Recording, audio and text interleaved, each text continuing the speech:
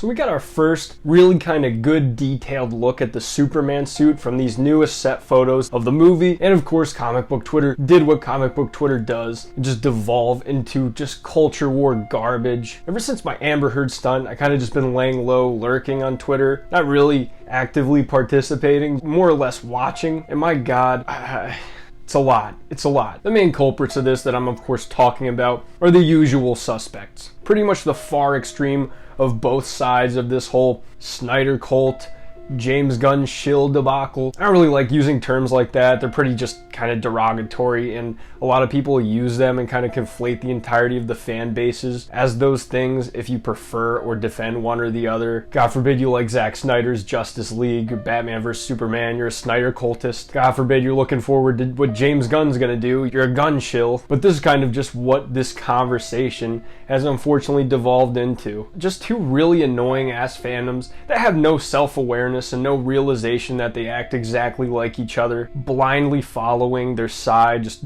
pure tribalism. It's absolutely maddening to pay attention to for more than 15 minutes, and that's why we're going to be discussing it. On one side, you have the, Snyder cult, and when I say that, I of course mean the very far extreme side of that fandom. No, I'm a Snyder fan. I'm sad that Henry Cavill's not going to continue to be Superman. I would have rather gotten Man of Steel 2 than Superman Legacy. But there's a certain level of just way too much on this other side of the fan base, this Snyder cult aspect, which obviously has been created for a number of different reasons. I think that essentially all fandoms are the same. There's just different outside exposure that kind of leads them to become a more toxic conversation or let the most crazy and radical rise to the top. I really think it all boils down to whether a fandom actually gets what it wants. And when you have a movie like Batman vs Superman that's so divisive, it creates this divisive conversation where a lot of people don't agree with each other, and then that of course devolves into something entirely different. People shitting on it hard, saying Snyder doesn't understand the characters, all that shit, and then the condescending, annoying shit where you're saying that people who don't like it are stupid, they only like gooey booey fucking Marvel movies, shit like that.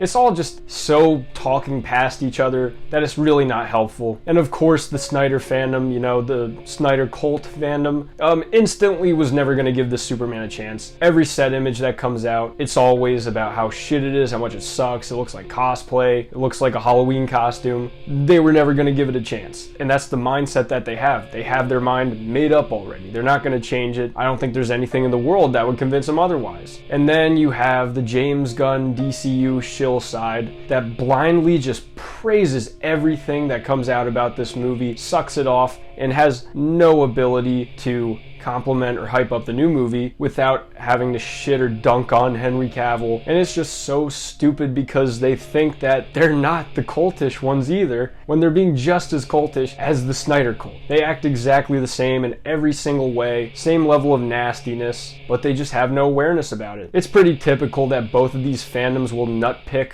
they'll find the most crazy version of the other side of the fan base and act like that's the entirety of the fan base. Very typical tribalism, straw man type shit. Unfortunately with the cultish Snyder fans, they'll make very baseless allegations against James Gunn because of those tweets that he made 15 years ago. And then with the Gunn shills, they can be very okay with making jokes about Snyder's unfortunately deceased daughter. And it's just really screwed up and gross on both sides, but whenever you bring it up to either of them, they both deflect with whataboutisms. There's no honest conversation going on because they both are just so blindly following. And when you have any ounce of disagreement with one side or the other, you're instantly dismissed. It's just such a one-sided conversation that is really not helpful for anybody in the slightest, and it entirely makes me just not even want to get excited for this movie because the conversation is going to be fucking annoying. I'm probably going to leave Twitter. And it's so weird because it's culture war garbage that really doesn't exist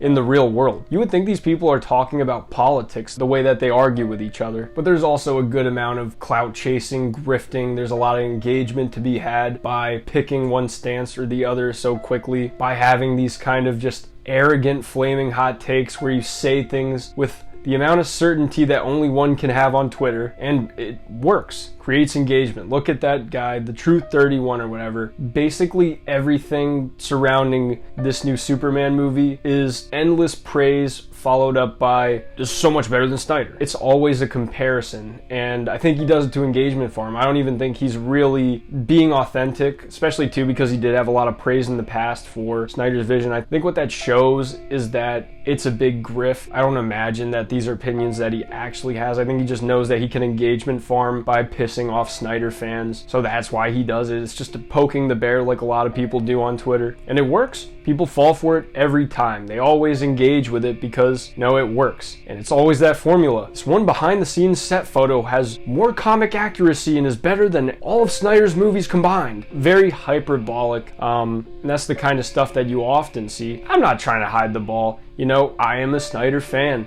I would have rather seen Justice League continue than get rebooted. But I'm also trying to be honest and give you my honest take on this. And what's going on here is it's just two sides being just as unhelpful and toxic as each other. I really think that Snyder's unfortunately been followed around by this negative and very outspoken part of his fan base. I think that that's unfortunately followed him around and it impacted his career actually. But it's also levied a lot of hate his way as a counter reaction to the way that Snyder fans are acting. And that vocal minority is bubbling to the top when you consider that there were years of studio mismanagement, the way that Snyder was treated, the way that Justice League was botched, and the inherent divisiveness of his movies really doesn't help that situation at all. It's all the perfect cocktail to get the most loud, kind of obnoxious fan base possible. I mean, look at the way that the MCU was. All those fans were pretty much in unison up until Endgame, and then once Phase 4 started to kind of go off the rails, you saw a lot of divisiveness, and now that's a conversation that's become slightly insufferable. Star Wars is probably the prime example of it. You have these divisive shows and everything that Disney's doing. They really have segmented their fans in a way that they're almost pitted against each other and has made the conversation really fucking annoying. And that's something that's happened here, very much following suit with that, in the way that Disney Star Wars fans will completely blindly just eat up everything that they put out, call anyone who doesn't like it all kinds of things. And then you have that other side that hates everything, thinks everything's woke or whatever, It's just two very loud segments of the fan bases conflating each other with the entirety of it. And I actually asked Sean Chandler a question about this on his live stream, and he had a really interesting answer because I think he's completely right in that it's all these normal people getting caught in the middle of these culture war-ish topics. Star Wars being one of them. Superman at this point becoming one of them. There's really just no winning at all with, either of these fans because they can't be bargained with no matter what. If Superman came out next year and was unironically the worst movie ever, I can guarantee that the Gunn Shills will still say that it's a zillion times better than what Snyder did. I can guarantee if it comes out next year and it's an amazing movie and everybody loves it, it's widely praised, makes $1 billion, the Snyder cultists will not accept that. They'll make excuses, they'll deflect, and maybe even just blame the audience, call them all stupid, who knows. But everyone's made up their minds and they're very much set in their camps, and it's just created an entirely toxic and just frustrating ass fandom to be a part of. DC fans have not been eating good. We've been getting the shit end of the stick with movies. We haven't had any kind of reward for our investment in this franchise. They've mismanaged the shit out of it. They fully had Cavill announce that he was back, greenlit a sequel while Gunn was working on a separate Superman movie, and they let that happen. That somehow was able to make its way through the studio system and actually happen. That's ridiculous. But at this point, it's just tough because you want to move on, you want to hope that what's coming in the future is better, but you never know, and any ounce of cynicism towards this new universe, you're called a cultist. Any kind of praise for whatever's coming, and you're an idiot. There's just no winning. It's tough, but those are my basic thoughts on this whole thing, this Snyder cult versus Gunn Shill kind of argument. Let me know what you guys think in the comment section. I'd be very interested to hear your take on this whole thing. I'm GM Light. Have a good one.